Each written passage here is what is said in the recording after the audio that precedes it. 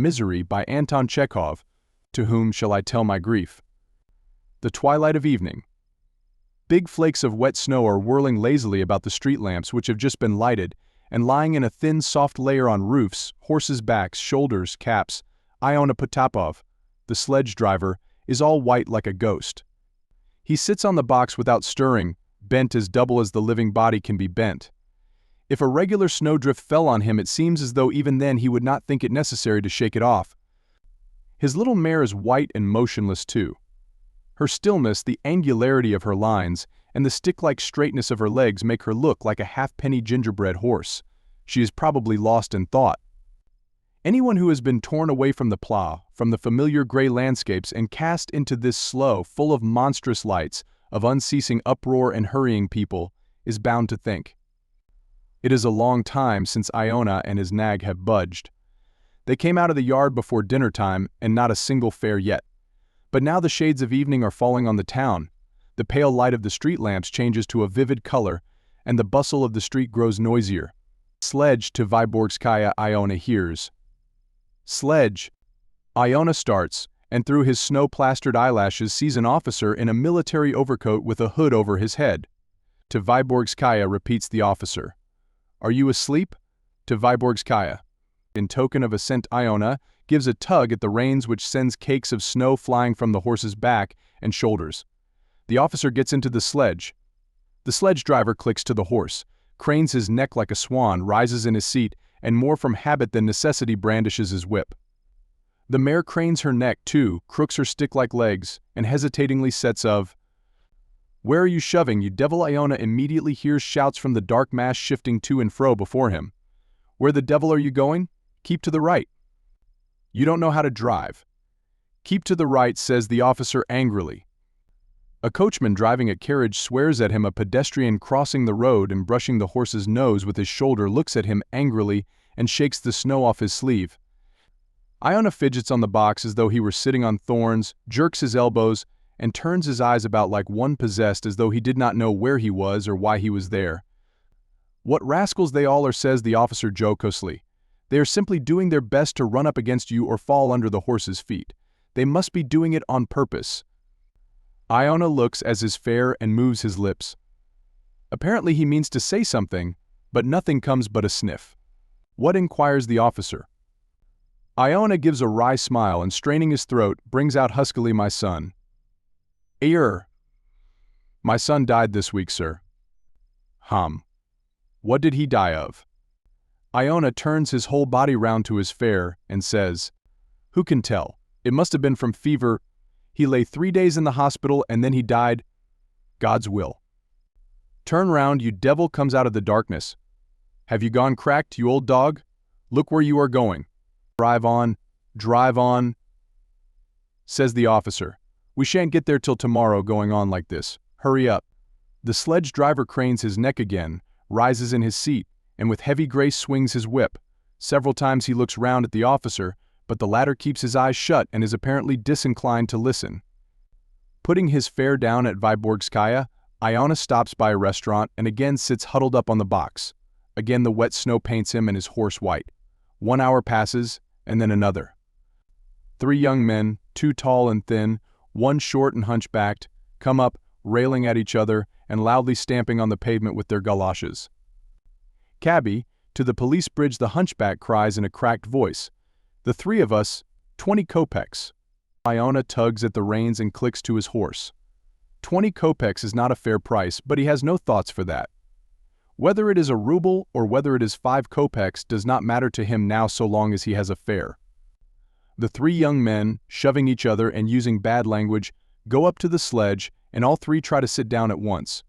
The question remains to be settled which are to sit down and which one is to stand. After a long altercation, ill temper, and abuse, they come to the conclusion that the hunchback must stand because he is the shortest.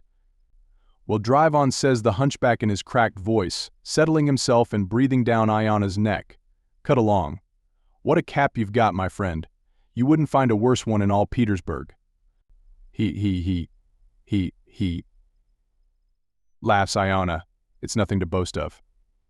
Well then, nothing to boast of, drive on. Are you going to drive like this all the way? Eh? shall I give you one in the neck? My headache, says one of the tall ones. At the Dukmasovs yesterday, Vaska and I drank 4 bottles of brandy between us.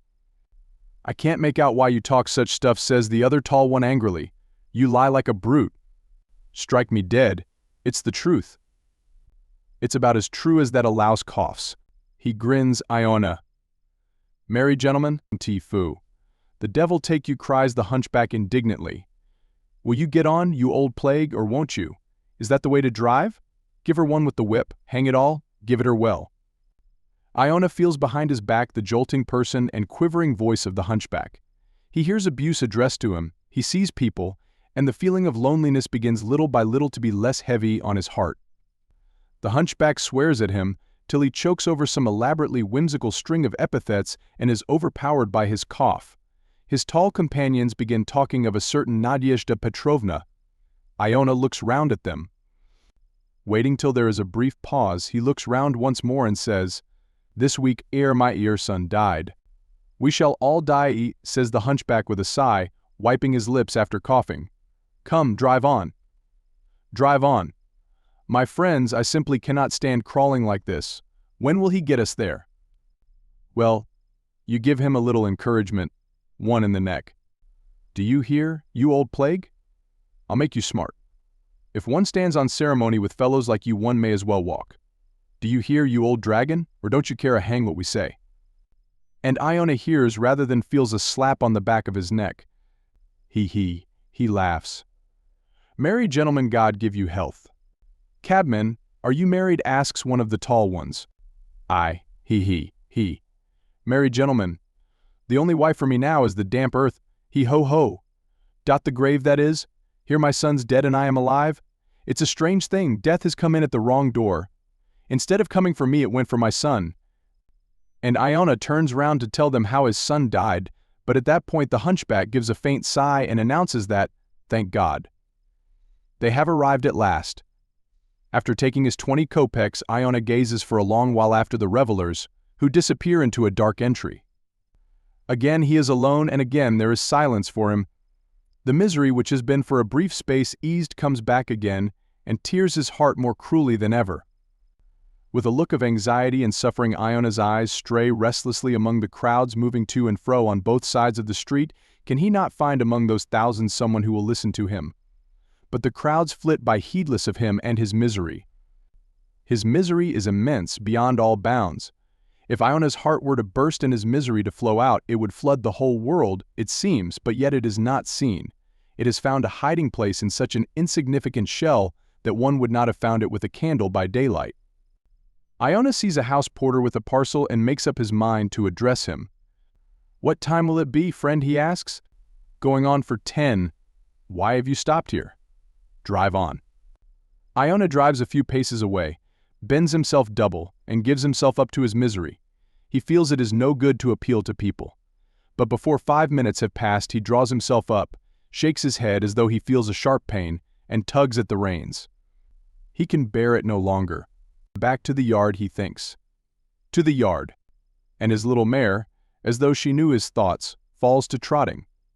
An hour and a half later, Iona is sitting by a big dirty stove.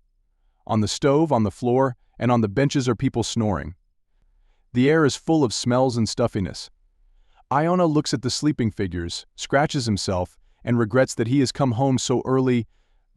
I have not earned enough to pay for the oats, even he thinks. That's why I am so miserable. A man who knows how to do his work, who has had enough to eat, and whose horse has had enough to eat, is always at ease. In one of the corners, a young cabman gets up, clears his throat sleepily, and makes for the water bucket. Want a drink? Iona asks him. Seems so. May it do you good, but my son is dead, mate. Do you hear? This week in the hospital. It's a queer business.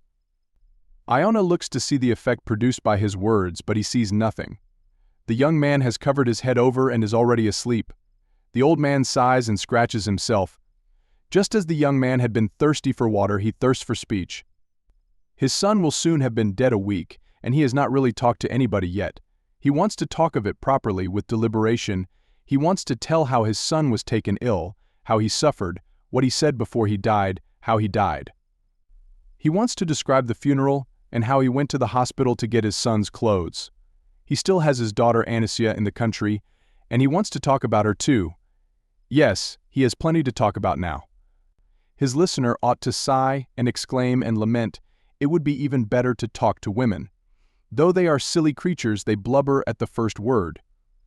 Let's go out and have a look at the mare, Iona thinks. There is always time for sleep. You'll have sleep enough, no fear. He puts on his coat and goes into the stables where his mare is standing.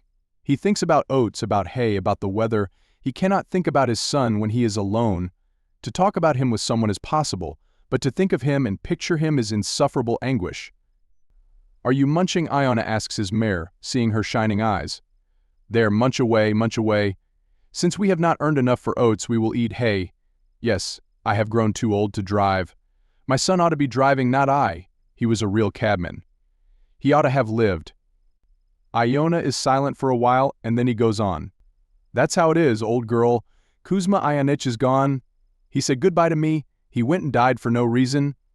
Now suppose you had a little colt, and you were own mother to that little colt, and all at once that same little colt went and died. You'd be sorry. Wouldn't you? The little mare munches, listens, and breathes on her master's hands. Iona is carried away and tells her all about it.